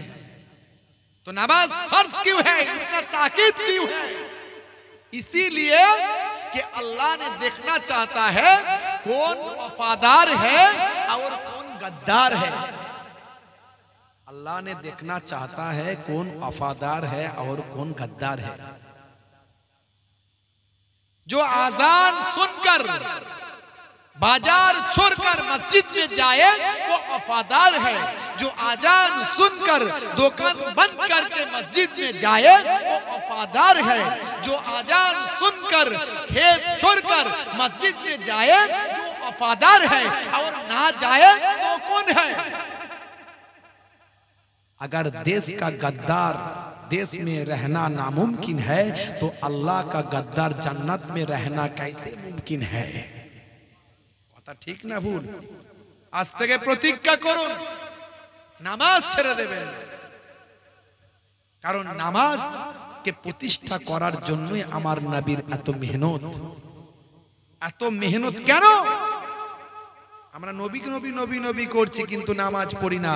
দুশ্মনে রাসূলরা আমাদের দিকে দেখায়, দেখো এরা নবী নবী করছে কিন্তু কোরআনে আল্লাহ 82 বার নামাজের কথা বলেছে, এরা নামাজ পড়ে না। কাজা হলে কাজা পড়ুন, নামাজ ছাড়বেন না, কারণ নামাজ বাদ দিয়ে জান্নাতে যেতে পারবেন না।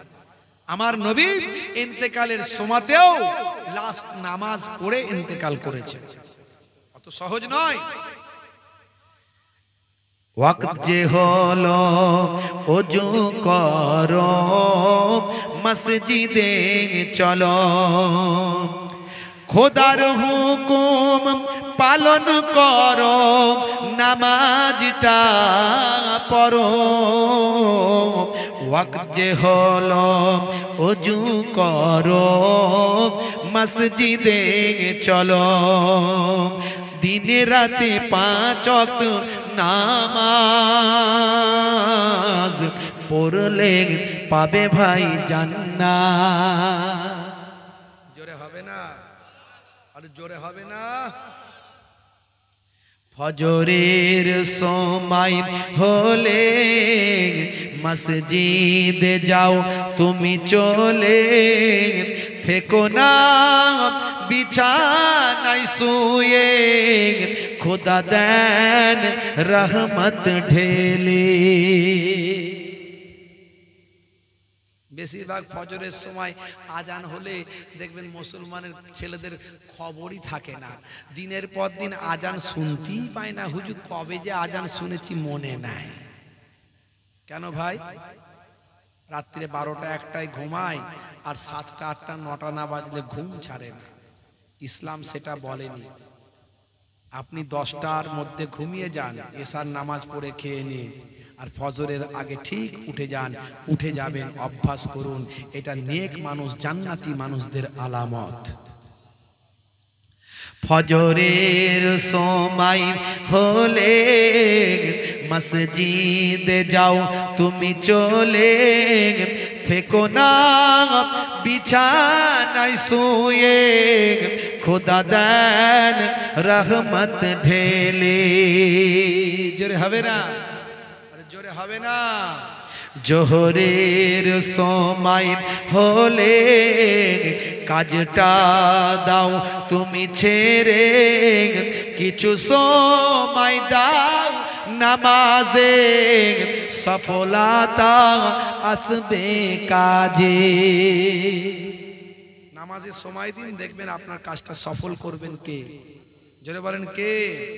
আপনি সারা দিনে 24 ঘন্টায় 5 12 60 12 মিনিট করে সময় দিয়ে 1 ঘন্টা নামাজে দিন। 1 ঘন্টা নামাজ দিলে আল্লাহ জানিয়ে দিচ্ছেন, আল্লাহ নামাজের আহ্বানে বলে দিচ্ছেন, হাইয়া আলাস সালাত, এসো নামাজের দিকে এসো, যদি আসো হাইয়া আলাল ফালাহ, আমি আল্লাহ কামিয়াবি দিয়ে দেব। তাহলে সফলতা দেবেন কে? জোহরের সময় হলে কাজটা দাও তুমি ছেড়ে, কিছু সময় দাও নামাজে, সফলতা আসবে কাজে। জোরে বলা যাবে না? আর জোরে বলা যাবে না? আসরের ওয়াক্তটা হলে অপচয় সময় নাম করে, মসজিদে যাও তুমি চলে, আমল নামা ডান হাতে পাবে। আর জোরে হবে না? আর জোরে হবে না? আসরের সময় হলে দেখবেন কিছু মানুষ বলে হুজুর সারাদিন খাটাখাটনি করা শরীর, বিকালবেলা একটু মাইন্ড ফ্রি করে। মাইন্ড ফ্রি কেমন করে করে? ও বিকালবেলা তাস খেলছে, আবার তাসের মধ্যে জুয়াও চালাচ্ছে, আছে না নাই? হ্যাঁ, হাই রে হাই, বিবি আর গোলামে পিটছে, বলছে কি ফেলেছিস? গোলাম। ফেল না বিবি। বিবিকে বলছে গোলাম দিয়ে মার, আর গোলামকে বলছে বিবি দিয়ে মার, আছে না নাই? হাই রে হাই, ঈমানের খাতরা আসবে না আসবে না? মুসলমান জুয়া খেলছে, তাস খেলছে, রাগ করবেন না, একটু পরিবর্তন হওয়ার চেষ্টা করতে হবে। এই জন্যই জলসা, এই জন্যই হুজুর দেখে আনেন। আমি দুটো ঘটনা শুধু বলে দিয়ে চলে যেতাম, এই কথাগুলো বলছি কেন? একটু মাঝে মাঝে সময় পেলে ভাঙাচোরা কবি একটু দু লাইন লিখি এইগুলো নিয়ে, যাতে মানুষ বক্তব্যগুলো শুনে পরিবর্তন হয়। অনেকেই বলে হুজুর আপনার কথা শুনে আমি নামাজি হয়েছি, আমার ওয়াজ করা তখন মনে হয় আমার সার্থক।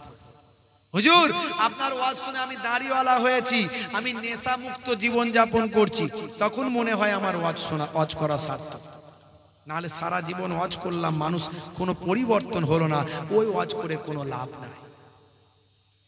মাগরিবের ওয়াক্ত আসিলে মসজিদে যাও তুমি চলে, কবরের আযাব থেকে মুক্তি প্রভু দেবে। জোরে হবে না? আরেকটু জোরে হবে না? ভাইরা আমার, এসার সময় হলে অবহেলা না তুমি করে, নামাজে যাও তুমি চলে, কবরে মুক্তি পাবে। আর জোরে হবে না? ওয়াক্ত যে হলো ওযু করো মসজিদে চলো, ওয়াক্ত যে হলো ওযু করো মসজিদে চলো, খোদার হুকুম পালন করো, নামাজটা পড়ো, ওয়াক্ত যে হলো ওযু করো মসজিদে চলো, দিন রাত 5 ওয়াক্ত নামাজ পড়লে পাবে ভাই জান্নাত। জোরে হবে না? ভাইরা আমার, সেই নামাজ ছেড়ে দেবেন না, রাসূলের সুন্নত ভুলে যাবেন না। কি আখলাক, কি চরিত্র, একটু ভাবুন, নিজের জীবনে বাস্তবায়িত করুন, দেখবেন লোকে আপনাকে বলবে সত্যি তোমার চরিত্রে আমি মুগ্ধ হয়ে গেলাম, সত্যি তোমার ব্যবহারে আমি আকৃষ্ট হলাম, এই ব্যবহার এই চরিত্র তুমি শিখলে কোথায়? তখন আপনি বলবেন এই চরিত্র এই ব্যবহার আমি আমার দয়ার নবীর কাছ থেকে পেয়েছি। হে তরুণ যুবকেরা, হে আমার বন্ধুরা, নবী আমার সেই সময় বলেছিলেন, হে শুনে রেখে দাও, জেনে রেখে দাও, হে মক্কার বিখ্যাত একজন গোত্র প্রধান বীর যোদ্ধা সুরাকা বিন মালিক, যদি তোমার এই চেহারাতে যদি পারস্য সম্রাটের পোশাকটা যদি পরা হতো, এই যে কথাটা বলেছিলেন খলিফা ওমর ফারুক রাদিয়াল্লাহু তাআলা আনহুর জামানাতে বাবা একটা ঘটনা ঘটেছিল। হযরতে ওমর ফারুক রাদিয়াল্লাহু তাআলা আনহু, ভাইরা আমার, তরুণ যুবকেরা, হে জওয়ান যুবকেরা, ঈমানদার সাহাবায়ে কেরামদের নিয়ে পারস্য বিজয়ের জন্য তিনি সৈন্য প্রেরণ করেছিলেন। কারণ পারস্যের সম্রাট ছিল জালেম সম্রাট, পারস্যের সম্রাট ছিল জালেম, প্রজাদের উপর অত্যাচার করত। মনে রাখবেন, ইসলামী সৈন্যরা কোনোদিন আগে বেড়ে কারোর উপর যুদ্ধ করতে যায়নি, কোন দেশ কখনো আগে বেড়ে দখল করতে যায়নি। সেই দেশের রাজা যখন মানুষের উপর অত্যাচার করে তাদেরকে থামাতে তখন যায়, থামাতে গিয়ে যুদ্ধ হয়, সেই যুদ্ধে আল্লাহ ঈমানদারদের জয়লাভ করে সেই জায়গায় বিজয় দান করে। বন্ধুরা আমার, তরুণ যুবকেরা আমার, হযরতে ওমর ফারুক মুসলমান সাহাবীদের স্বল্প সংখ্যা, সৈন্য হচ্ছে কম, কিন্তু সৈন্য ঈমানদার। তাই যদি কেউ ঈমানদার হয়, সে একজন 10 জনের সমান আল্লাহ তাকে ক্ষমতা দেন, শক্তি দেন, মানসিকতা দেন, মনোবল দেন। তবে সচ্চা ঈমানদার হতে হবে বাবা। মুসলমান সৈন্যরা, হে তরুণ যুবকেরা, তারা কিন্তু বাবা রাতের বেলা আল্লাহর দরবারে সিজদায় পড়ে কান্নাকাটি করে, মাবুদ তুমি আমাকে শক্তি দাও, সামর্থ্য দাও, ক্ষমতা দাও, তুমি আমাকে ক্ষমতা দাও, তুমি আমাকে গ্রহণ করো। আর দিনের বেলা যখন ময়দানে নামে তখন তাদের আর কান্নাকাটি থাকে না, তারা তখন বীর যোদ্ধার মতো অন্যায়ের বিরুদ্ধে ঝাঁপিয়ে পড়ে। আমার আল্লাহ অল্প সংখ্যক সৈন্যদের নিয়ে পারস্য বিজয় দান করলেন। পারস্য বিজয় যখন হলো, হে তরুণ যুবকেরা, খলিফা ওমর ফারুকের হাতে যখন সব সম্পত্তি, সব ক্ষমতা যখন এলো, তখন পারস্য সম্রাটের সেই রাজ পোশাকটা, আমার আল্লাহর কি মহিমা দেখুন, আল্লাহর কুদরত দেখুন। ভাই আমার, এই কথাটা একমাত্র ভাই আমার ভাই ওই আল্লাহর নবী জানতেন, আল্লাহর নবী বলেছিলেন, আর সুরাকা বিন মালিক জানতো। কিন্তু আল্লাহর কি কুদরত, পারস্য সম্রাটের রাজকীয় পোশাকটা হযরত ওমর ফারুক সামনে দাঁড়িয়ে থাকা সুরাকা বিন মালিকের হাতে দিয়ে বললেন, হে সুরাকা, এই পোশাকটা তোমাকে দেওয়া হলো। বন্ধুরা আমার, তরুণ যুবকেরা আমার, তাদের আখলাক, সাহাবীদের চরিত্র অনেক অতুলনীয়। আল্লাহর নবীর কথা বলছিলাম, বলতে বলতে এত দূরে এলাম। দয়ার নবী আমার মদিনা শরীফে গেলেন, মদিনা শরীফে গিয়ে ইসলামের খেদমত করতে লাগলেন। কি দেশপ্রেম দেখালেন, কি ব্যবহার দেখালেন। নবীর আখলাকে সবাই মুগ্ধ হয়ে গেল। নবীর হাতে হাত দিয়ে শিষ্যত্ব গ্রহণ করতে লাগলো। আল্লাহর নবী মদিনা শরীফে গিয়ে 8 বছর থাকলেন। 8ম হিজরিতে নবী আমার মক্কা শরীফ আবার জয় করার জন্য আল্লাহর নির্দেশে বেরোলেন। রমজান মাসে নবী আমার বেরোলেন মক্কা শরীফ জয় করার জন্য। হে তরুণ যুবকেরা, পথে অনেক ঘটনা ঘটেছিল, সেসব ঘটনা বাদ দিলাম। নবীর একটা আখলাক চরিত্রের কথা বলার জন্য নবী আমার বিনা যুদ্ধে মক্কা শরীফ আবার নবী আমার জয় করে ফেললেন। জোরে হবে না? আর জোরে হবে না?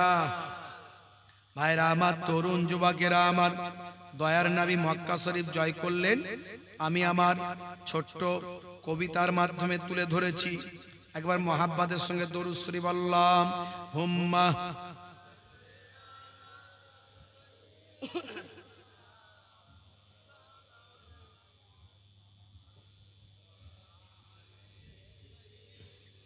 কষ্ট হচ্ছে আপনাদের? এই কষ্ট হচ্ছে? জোরে বলেন, কষ্ট হচ্ছে? শেষ করে দেব? বলেন শেষ করে দেব? সন্ধ্যা থেকে ওয়াজ শুনছেন, কত ওয়াজ শুনবেন? মুহাব্বতের সঙ্গে দরুদ শরীফ আল্লাহুম্মা।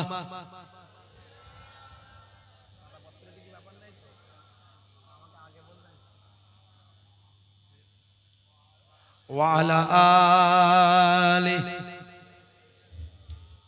মাইক এমন হয়ে গেল কেন? বুঝতে পারছি, ঠিক আছে, চেষ্টা করব। আল্লাহ তোমার কাছে ডাকি বারে বার, করুণা আমার উপর করো গো আবার। জোরে হবে না? আল্লাহ তোমার কাছে ডাকি বারে বার, করুণা আমার উপর করো গো আবার। অষ্টম হিজরি দিনটা এলে, 10ই রমজান সকলে মিলে রাসূল আমার রওয়ানা দিলেন মক্কায়। মক্কার পথে সাহাবী নিয়ে 10,000 সাহাবী সঙ্গে তার, 10,000 সাহাবী সঙ্গে তার। মক্কার জালিম কাঁপে থর থর। জোরে হবে না? জোরে হবে না? দয়ার নবী আমার মক্কায় প্রবেশ করলেন বিনা যুদ্ধে। অনেক ঘটনা। নবী আমার বললেন, কার কাছে কাবা ঘরের চাবি আছে? কাবা ঘরের তালা চাবি কার কাছে আছে? কুফফারদের নেতা উসমান বিন তালহা। দেখুন কি ব্যবহার। নবী আমার বললেন, হে তালহা, উসমান বিন তালহা, কাবা ঘরের চাবি দাও।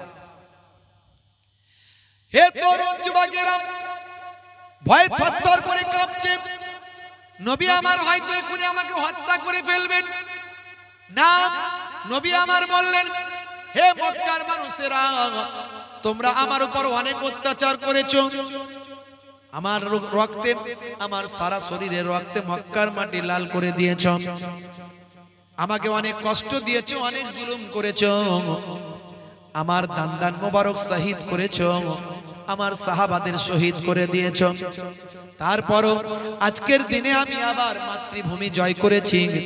বলো তুমি, তোমরা আমার কাছ থেকে কি ব্যবহার পেতে চাও? মক্কার মানুষেরা বলেছিল, ইয়া রাসূলুল্লাহ, হাবিবাল্লাহ, আজকে আপনার কাছ থেকে আমরা ভালো ব্যবহার পেতে চাই। আল্লাহর নবী বললেন, ঠিক বলেছো, আমাকে আমার আল্লাহ রাহমাতুল লিল আলামিন করে পাঠিয়েছেন। ওয়ামা আরসালনাকা ইল্লা রাহমাতাল লিল আলামিন। আমি সারা আলামের জন্য রহমত হয়ে এসেছি। আমি বদলা নেওয়ার জন্য আসিনি। আমার ভাই নবীরা একে অপরের ভাই তো বটেই। আমার ভাই হযরত ইউসুফ আলাইহিস সালাম তার ভাইদেরকে ক্ষমা করেছিলেন। যারা তাকে কুয়ায় নিক্ষেপ করেছিল তাদেরকে পুনরায় মিশরের বাদশা হয়ে ত্রাণ দিয়েছিলেন, ক্ষমা করেছিলেন। আমিও তোমাদের ক্ষমা করছি। হে মক্কার মানুষেরা, শুনে রেখে দাও, জেনে রেখে দাও। তবে শুনে রাখো, আজকে আমি তোমাদেরকে ক্ষমা করে দিলাম, আজকে আমি তোমাদেরকে মাফ করে দিলাম। হে উসমান বিন তালহা, তুমি কাবা ঘরের চাবিটা দাও। দেখুন নবীর আখলাক, কি চরিত্র। যে নবীকে এত জুলুম করেছে সেই নবী কিন্তু ক্ষমা করে দিলেন। জোরে হবে না? জোরে হবে না? আর বাংলাদেশে তাকিয়ে দেখুন, একটার পর একটা শুধু মার্ডার হচ্ছে। বলে আগের নাকি সে নেতা ছিল, অনেক জুলুম করেছে, সে তো অন্যায় করেছে, সেও অন্যায় করেছে, তুমিও তাকে মার্ডার করে দিয়ে তুমি কি ভালো কাজ করলে নাকি? আইন হাতে তুলে নিলে পিটিয়ে মেরে ফেলছো। একটার পর একটা দেখা যাচ্ছে। মানুষের কাছে কি বার্তা পৌঁছাচ্ছে? এটা তো ঠিক নয়। আইন আছে, প্রশাসন আছে, সে অন্যায় করেছে, আইন তাকে সাজা দেবে। আইন হাতে তুলে নিচ্ছ কেন? আজকে বাংলাদেশে তাকিয়ে দেখুন তো, কত রকম ঘটনা ঘটে যাচ্ছে একটার পর একটা। এখনো দেশটা কিন্তু স্থিতিশীল জায়গায় এলো না। কিছুদিন আগে এত বড় বন্যা হলো, হলো না? হলো না? কত মানুষ মারা গেল, বন্যায় কত ক্ষয়ক্ষতি হলো। আহারে, হাই রে হাই, কত মানুষ শহীদ হলো। তারপর আবার দ্বিতীয়বার দেশ স্বাধীন হলো। সুন্দরভাবে দেশটাকে পরিচালনা করো, পরিচালনা করার সুযোগ দাও। ডক্টর ইউনূস একজন বিখ্যাত ব্যক্তি, সেই ব্যক্তিটাকে সারা পৃথিবীর মানুষ, পৃথিবীর নেতারা, যে কোনো ধর্মের বর্ণের মানুষ সাপোর্ট করে। সেই মানুষটাকে কাজ করার সুযোগ দাও। এত সুন্দর সুন্দর কথা বলছে সেই ব্যক্তি। আর যদি কোনো মৌলানা সাহেবকে দায়িত্ব দেওয়া হয়, তাহলে তো হারাম হালাল আর ফরজ ওয়াজিব করবে, আর এটা জায়েজ এটা নাজায়েজ করবে। ওকে বলবে কাফের, ওকে বলবে কাফের। ওই মৌলানা সাহেবের থেকে বরং ওই ডক্টর ইউনূসই ভালো, তবে সবাইকে নিয়ে চালাতে পারবে। কারণ কেউ কারোর উপর জোর করে তো মত প্রতিষ্ঠা করতে পারে না। মত কেউ কারোর উপর জোর করে চাপিয়ে দিতে পারে না। ইসলামেও সেটা সমর্থন নয়। লা ইকরাহা ফিদ দ্বীন, ধর্মে কোনো জবরদস্তি নাই।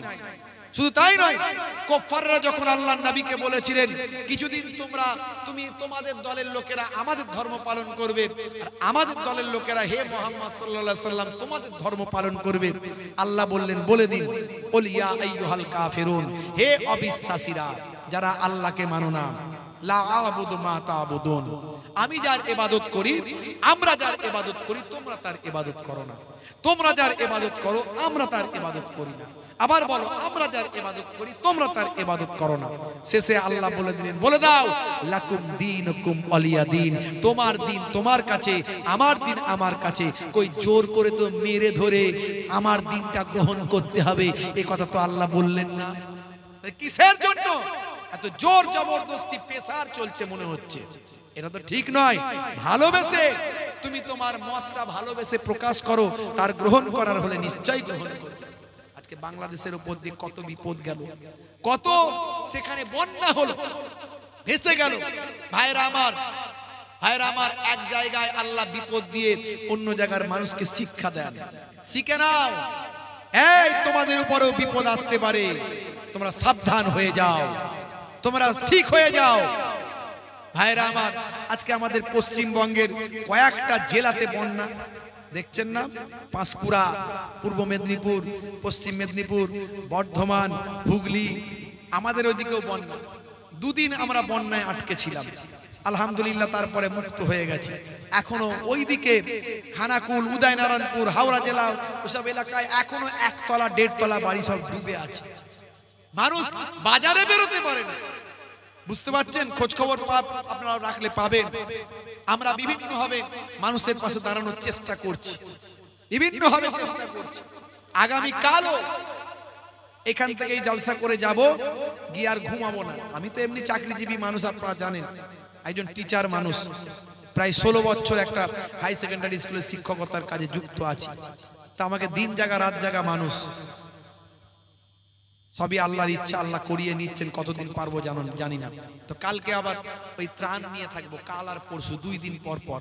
বুঝতে পারছেন ভাইরা আমার, আল্লাহ রাব্বুল আলামিন যেন মানুষকে হেফাজত করেন, বিপদ থেকে বাঁচিয়ে দেন। অল্প পানি হলো রহমত, বেশি পানি হলো গজব, বন্যা হলো গজব। এক জায়গায় বিপদ দিয়ে আল্লাহ অন্য জায়গায় মানুষকে শিক্ষা দেন, দেখো আমি আল্লাহ চাইলে কিন্তু তোমাদেরও দিতে পারি। তোমরা মনে করো না ওদিকে নদী আছে বলে ডুবিয়েছি, এখানে ডুববে না, না, হতেই পারে আল্লাহ এমন পানি আকাশ থেকে দেবেন ওই পানিতেই ডুবে যাবে সব। বুঝতে পারছেন? কয়েকদিন যা পানি হয়েছে দেখেছেন আপনারা। বাপেরা আমার, তো আল্লাহর নবী আল্লাহর রাসূল কাবা ঘরের চাবিটা নিয়ে কাবা ঘর মুক্ত করলেন, কুফফারদের হাত থেকে মুক্ত করে ইবাদতের জায়গা করলেন। তারা ইবাদতের জায়গা থেকে বিচ্ছিন্ন করে ফেলেছিল, অশ্লীলতায় পরিপূর্ণ করে ফেলেছিল। সেই কাবা ঘর বাবা আদম আলাইহিস সালাতু ওয়াস সালাম থেকে পাওয়া, ফেরেশতাদের হাত দিয়ে প্রথম তৈরি, পরে ইব্রাহিম নবীর হাত দিয়ে তৈরি, 10 বার ভাঙা গড়া হয়েছে, আমাদের নবীর হাত দিয়েও তৈরি হয়েছে। সেই কাবা ঘর মুক্ত করে আল্লাহর নবী কাবা ঘরের চাবিটা প্রায় ভাই আমার লক্ষ লক্ষ মানুষ, হাজার হাজার সাহাবায়ে কেরাম আল্লাহর নবী জিজ্ঞাসা করছেন কে চাবি নেবে, কেউ বলার সাহস পাচ্ছে না। নিরুপায় হয়ে আবু বকর সিদ্দিক বললেন, হুজুর আপনি যদি আমাকে চাবিটা দেন আমি দেখভালের দায়িত্ব নেব। আল্লাহর নবী চাবি দিলেন। হে তরুণ যুবকেরা, হযরত আবু বকর সিদ্দিককে দয়ার নবী চাবি দিলেন না। হযরত দয়ার নবী তখন আবার বলছেন কে চাবি নেবে, কাবা ঘরের চাবি দেখভাল কে করবে? হযরত ওমর ফারুক চিন্তা করছেন এবার আমার পালা, কেউ তো আর হাত তুলবে না, আমার দিকেই সবাই তাকিয়ে আছে।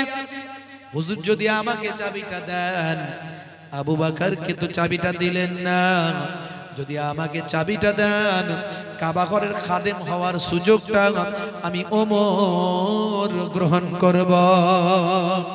আল্লাহর নবী হযরতে ওমরকেও কাবা ঘরের চাবিটা দিলেন না। আবার নবী আমার বলছেন কে নেবে চাবি, কাবা ঘরের দেখভাল করবে, খাদেম হবে। এবার চিন্তা করছেন ওসমান জিন নুরাইন আমি হয়তো হাতটা একবার তুললে যদি নবী আমাকে দেন, কোন ওসমান, যে ওসমানকে আল্লাহর নবী বলেছেন ওসমান হলো আমার জান্নাতের বন্ধু। কোন ওমর, যে ওমরের কথা আল্লাহর নবী বলেছেন লাউকানা বাদি নবিয়্যুন লাকানা ওমর, আমার পরে আল্লাহ যদি কাউকে নবী বানাতেন হযরতে ওমর নবী হতো। কোন আবু বকর, যে আবু বকরের কথা আল্লাহর নবী বলেছেন যে আমার तमाम উম্মতির নেকির পাল্লা যদি এক পাল্লায় চাপানো হয় আর আমার আবু বকরের নেকির পাল্লা যদি আরেক পাল্লায় চাকানো হয়, নেকিটা যদি আরেক পাল্লায় চাপানো হয়, আমি নবী বলি আবু বকরের একদিনের নেকির পাল্লাটা ভারী হয়ে যাবে, तमाम পৃথিবীর উম্মতিদের নেকির পাল্লা হালকা হবে। সেই আবু বকরের হাতেও কাবা ঘরের চাবি দিলেন না, ওমর ফারুকের হাতেও দিলেন না, ওসমান জিন্নুরাইনের হাতেও দিলেন না, দয়ার নবীর সাহাবাই কেরাম হুজুরদের হাতে দিলেন না। কিন্তু নবী বলছেন কে চাবিটা নেবে? হযরতে আলী মুর্তজা কারামাল্লাহু ওয়াজহু, তিনি শেষে অবশেষে হাতটা তুললেন। মাওলা আলী হাতটা তুলে বলেন ইয়া রাসূলুল্লাহ, ইয়া হাবিবাল্লাহ, আমার হাতে যদি আপনি চাবি দেন তাহলে আপনার খানদান, আপনার খানদানের হাতেই চাবিটা থাকবে, আপনার আহলে বায়াতের হাতেই চাবিটা থাকবে। আমার হাতে যদি চাবি দেন ইমাম হাসান আর হুসাইনের হাতে দিয়ে চাবিটা থাকবে। আল্লাহর নবী শের খোদা আলীর হাতেও চাবিটা দিলেন না। কোন আলী? যে আলী সম্পর্কে আল্লাহর নবী বলেন আনা মদিনাতুল ইলমি ওয়া আলিয়ুন বাবুহা, আমি হলাম ইলমের শহর, সেই শহরের দরজা হলেন হযরতে আলী মুর্তজা। হে তরুণ যুবকেরা, আল্লাহর নবী শেষে ডাক দিলেন, ও ওসমান বিন তালহা, শুনে রেখে দাও, তুমি হলে কুফফারদের নেতা, তোমার কাছ থেকে আমি চাবিটা নিয়েছিলাম। আমার যোগ্য সাহাবীরা আছেন, আমি যদি তাদেরকে চাবিটা দিয়ে দিই তাহলে নেতাকে অপমান করা হবে, নেতাকে তার লোকের সামনে অসম্মান করা হবে, তার সঙ্গীদের সামনে তার নেতাকে ইজ্জত নষ্ট করা হবে। আমি নবী, দয়ার নবী, কোন পৃথিবীর জমিনে কোন মানুষকে অপমান করার জন্য আসি না, কোন নেতার অসম্মান করার জন্য আসি না। হে ওসমান বিন তালহা, আমি তোমার হাত থেকে চাবিটা নিয়েছিলাম, এই নাও তোমার হাতেতে কাবা ঘরের চাবিটা আমি তুলে দিলাম। আজ থেকে আবার তুমি কাবা ঘরের খাদেম হয়ে গেলে। আল্লাহর নবীর হাত থেকে ওসমান বিন তালহা কুফফারদের নেতা চাবিখানা নিয়ে নিলেন, থরথর করে কাঁপছেন, ঝরঝর করে কাঁদছেন। আর এই তো নবী, নবীর ব্যবহার দেখো, নবীর ক্যারেক্টার দেখো, নবীর সম্মান দেখো, নবীর ইজ্জত দেখো, কি নবীর ব্যবহার, কি নবীর চরিত্র, আমি মুগ্ধ হয়েছি। আল্লাহর নবী বললেন ওসমান বিন তালহা, কাঁদতে হবে না, ভাবতে হবে না। আচ্ছা বলো তো দেখি, আমি আখিরি জামানার পয়গম্বরের হাত থেকে কাবা ঘরের চাবি নিলেন, ইসলামের বিজয় হলো, কাবা ঘর মুক্ত হলো, আর আমি নবীর হাত থেকে কাবা ঘরের চাবি পেয়ে এখনো কি তোমার অন্তরে কালেমার নূরটা জ্বলে না? কালেমার আলোটা এখনো কি জ্বলে না? হে ওসমান বিন তালহা, এখনো কি তোমার অন্তরে কালেমা এসে পৌঁছায়নি? আল্লাহর নবীর কাছে ওসমান বিন তালহা আনন্দের অশ্রু বিসর্জন করে বললেন ইয়া রাসূলুল্লাহ, হাবিবাল্লাহ, আমার অন্তরে কালেমার আলো জ্বলে গিয়েছে, আপনি নবী না হলে আবার কে নবী হবে? আপনার ব্যবহারে আমি মুগ্ধ হলাম, পড়িয়ে দিন মহাবাণী মহাকালেমা। কালেমা পড়ে ওসমান বিন তালহা এবং তার হাজার হাজার ফলোয়ার্স নবীর হাতে হাত দিয়ে কালেমা পড়ে নবী পাকের শিষ্য হলে। জোরে হবে না? জোরে হবে না? দেখুন কি ব্যবহার, শিষ্য হলেন। আর আমাদের এমন ব্যবহার, আমাদেরকে লোকে বলছে মুসলমান মানি খারাপ, এমন কাজ আমরা করছি। একবার ভাববেন, আপনার গায়ে লেবেল আছে, আপনি মুসলমান, নবীর শিষ্য, আপনি অন্যায় করলে মুসলমানের বদনাম, নবীর বদনাম। অন্যায়টা করার আগে একবার চিন্তা করতে হবে। অথচ মুসলমান তাকিয়ে দেখুন, হাই রে হাই, মন ছুঁয়ে যায়, প্রাণ ছুঁয়ে যায়, হৃদয় ছুঁয়ে যায়, দেখে তোমার ব্যবহার দেখে কলিজা ঠান্ডা হয়। মন ছুঁয়ে যায়, প্রাণ ছুঁয়ে যায়, হৃদয় ছুঁয়ে যায়। দিন রাত যদি এক হয়ে যায়, তবুও কালেমা পেতে চায়। জোরে হবে না? আরে জোরে হবে না? দিন রাত যদি এক হয়ে যায়, তবুও কালেমা পেতে চাই। শেষ ছন্দে আমি আমার ভাঙা কলমে লিখেছি, হ্যাঁ, কাবা ঘরে তালা মেরে হাতেতে চাবি, খিদমতে থাকবে কোন সাহাবী।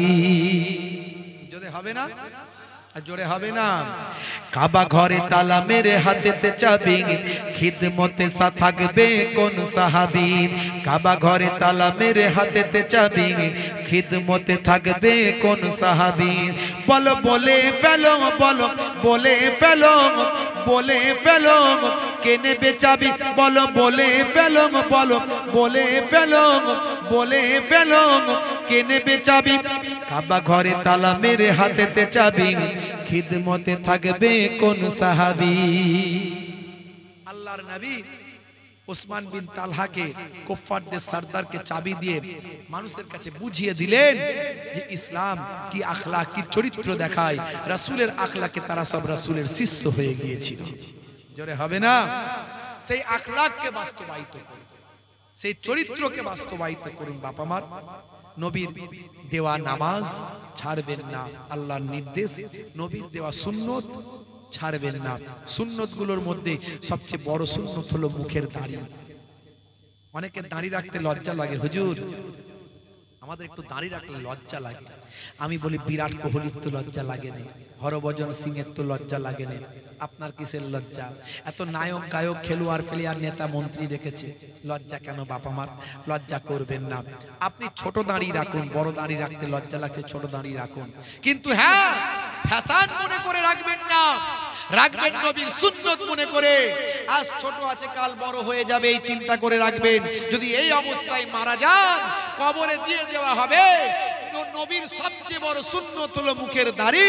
ওই দাড়ি সমেত যখন কবরে ঢুকবেন, ওই দাড়িটা ফ্যাশন বলে রাখা ছিল না, সুন্নত বলে রাখা ছিল।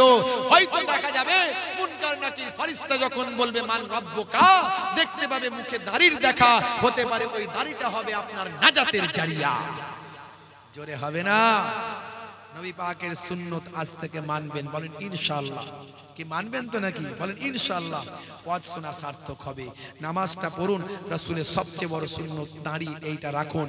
এই দুটো কাজ যদি ভালো করে করতে পারেন, আমি বলি 90% অপরাধ আপনার থেকে সরে যাবে। 90% অন্যায় আপনি আর করতে পারবেন না, আপনার বিবেক আপনাকে বাধা দেবে। বাবা মা, যাই হোক, দোয়া রাখবেন। আরো অনেক সুন্নতের কথা বলেছি, ইন্টারনেট সার্চ করলে পাবেন। 20-25 হাজার বক্তব্য আছে, একটা দুটো নয়। আমি এমনি আজকে অসুস্থ অবস্থায় আছি, প্রচুর পরিশ্রম চলছে আমার উপরে। যাই হোক, সবই আল্লাহর ইচ্ছা, আল্লাহ করিয়ে নিচ্ছেন। তাই দোয়া করেন যেন কিছু কাজ করতে পারি, দিনের খেদমত করতে পারি, মানুষের পাশে থাকতে পারি। চেষ্টা করি যতটুকু আল্লাহ করান।